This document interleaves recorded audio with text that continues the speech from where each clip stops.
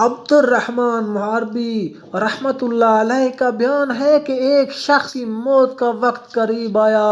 جب اس سے کلمہ طیبہ پڑھنے کو کہا گیا تو اس نے کہا کہ میں یہ پاک کلمہ ادا کرنے کی قدرت نہیں رکھتا، کیونکہ میں ان لوگوں کی صحبت میں رہا کرتا تھا جو حضرت ابوبکر، حضرت عمر رضی اللہ تعالی عنہم کو برا بھلا کہا کرتے تھے۔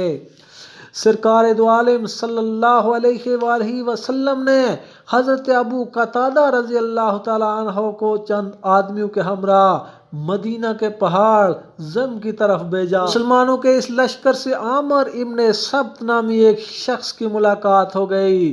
انہوں نے اصحاب رسول صلی اللہ علیہ وآلہ وسلم کو دیکھ کر کلمہ اسلام ادا کیا۔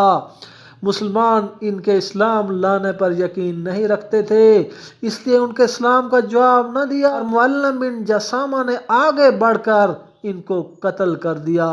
اسی بارے میں بطور ڈانٹ کے یہ آیت نازل فرمائی گئی۔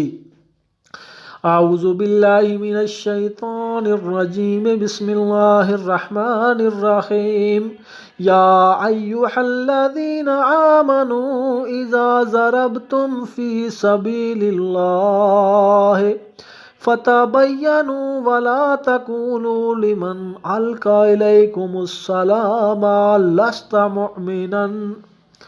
معلم حضور صلی اللہ علیہ وآلہ وسلم کی خدمت میں معافی کی درخواست لے کر حاضر ہوئے۔ آپ صلی اللہ علیہ وآلہ وسلم نے فرمایا، لا غفر اللہ لک، یعنی اللہ تجھ کو معاف نہ کرے۔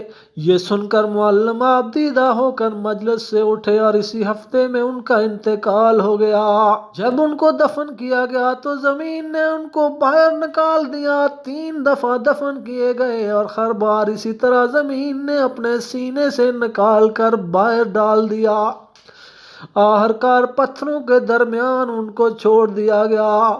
رحمت عالم صلی اللہ علیہ وآلہ وسلم کو جب اس واقعے کی خبر پہنچی تو آپ صلی اللہ علیہ وآلہ وسلم نے فرمایا، زمین تو اس سے بھی بدتر لوگوں کو اپنے سینے میں جگہ دے دیتی ہے، لیکن اس واقعے سے اللہ تعالیٰ تم لوگوں کو عبرت دلانا چاہتا ہے تاکہ تمہاری آنکھیں کھل جائیں۔